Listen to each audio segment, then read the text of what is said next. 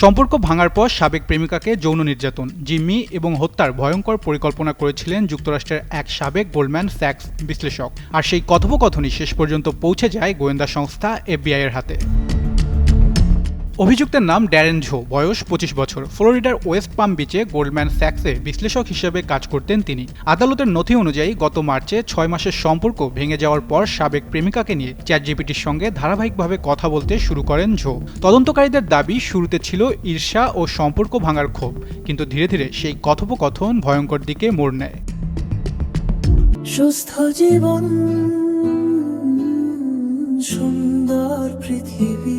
অভিযোগ রয়েছে সাবেক প্রেমিকার জিমের পার্কিং এলাকায় অপেক্ষা করে ফুল দিয়ে সম্পর্ক পুনরায় শুরুর প্রস্তাব দেওয়ার পরিকল্পনা করেন ঝো।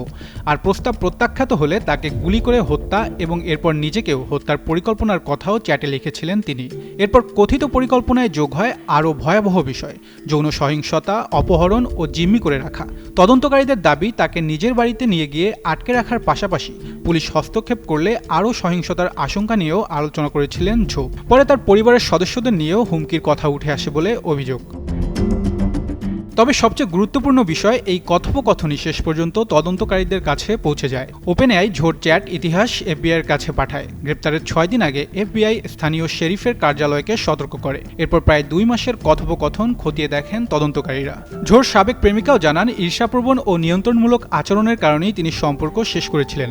ব্লক করার পরও বিভিন্ন নতুন নম্বর ও অ্যাপ ব্যবহার করে যোগাযোগের চেষ্টা এবং হুমকি দেওয়ার অভিযোগ রয়েছে। মে মাসে গ্রেফতার হন ঝো। তার বিরুদ্ধে গুরুতর হয়রানি, লিখিত হত্যার হুমকি এবং মোবাইল ফোনের অবৈধ ব্যবহারের অভিযোগ আনা হয়েছে। পরে $1 লাখ জামিনে মুক্তি পান তিনি। তাহসিন বর্ণ, যুগান্তর নিউজ।